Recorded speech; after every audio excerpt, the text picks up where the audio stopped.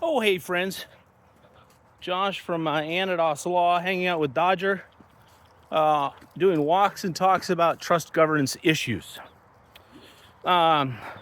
Pete from Pasadena asks, hey, Josh, I'm the trustee of a trust and the general partner of a partnership that is owned by the trust.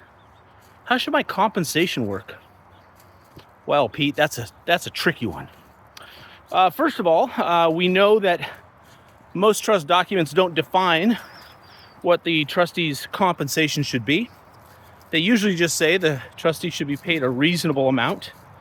And then we have to go to the California Rules of Court 7.776 to identify the factors that one is to consider to determine what reasonable is. I'm going to turn around here, go this other direction.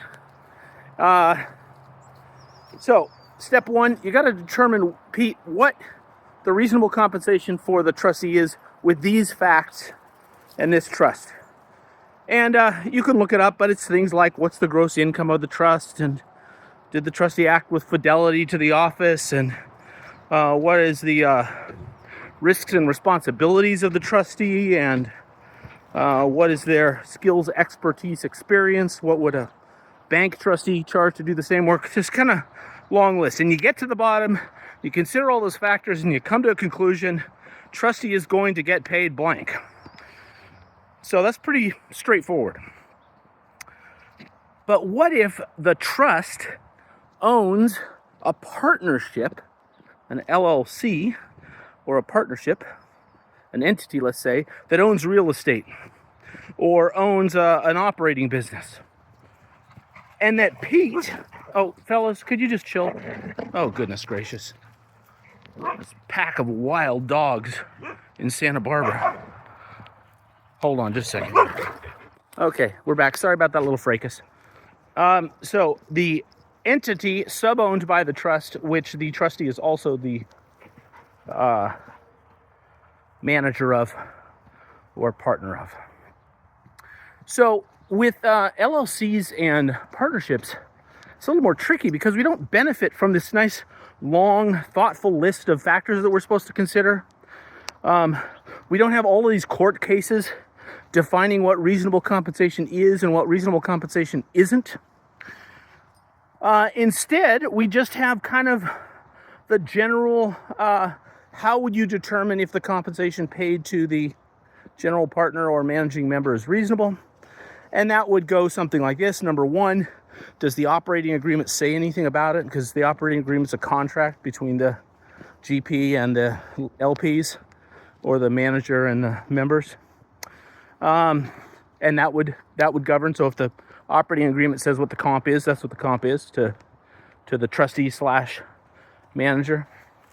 Next thing we look to is the performance of the asset.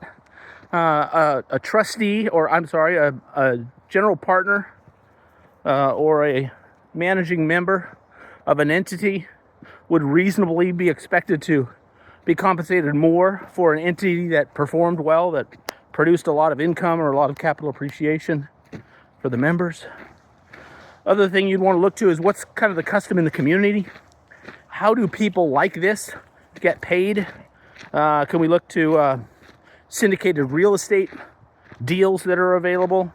How would a GP of a syndicated real estate deal get paid? How would a manager of a private equity fund be paid? How would what else is there? I don't know. Those are the two proxies that we look to. And then the last is you just figure it out. And with that role, there's kind of three elements of compensation that are almost always there. One is that annual asset-based fee. Irrespective of whether the asset goes up and down in value or how it performs or how big it is, there's some kind of continuous drip from the entity to the person who's in charge of the entity for their responsibility and liability.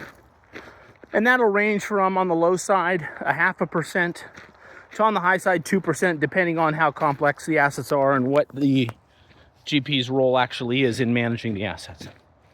So there's the annual fee. Sometimes the annual fee is based on a percent of gross income. So it might be 5% of the gross income produced by the entity. But in most cases, it's a percent of the asset size. 0.5% to 1.5 or 2 is kind of typical, with an asterisk on complexity. Then we would look at the performance of the asset, the profit share, the amount that the general partner shares in the profits that are produced by the entity. Kind of on the low side, they would get 10% of the good outcome of the appreciation that they help manufacture by their good management. That percent can go up as high as 30%. And the thing that would moderate that amount is whether the limited partners or the non-managing members have some sort of preferred return. Sometimes the deal is, well, look, I, the general partner, am going to get 30% of the appreciation, but first I got to give you your capital back, and I got to give you 8% return per year, and then whatever's left over I get 30% of.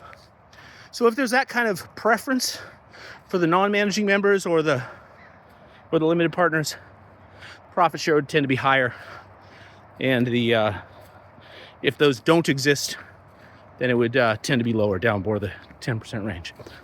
Hope that is helpful to you, Pete. Both analyses are appropriate. Trustees serving in that capacity can both receive the trustee compensation and the compensation for the management of the entity. Those are different roles, different responsibilities, different duties. My encouragement is, if all of the beneficiaries are the same, and this entity is just a holding company for trust assets and there are no other partners in it, look through that thing. Pretend it's not there. Because it might look to the courts like you're double dipping if you are both charging a trustee fee and you're charging a general partner's fee on the same assets for the same beneficiaries. It would be different if there are other members, other limited partnership participants that are not beneficiaries. All right, hope that's helpful, Pete. Sorry the video is so long. Ciao.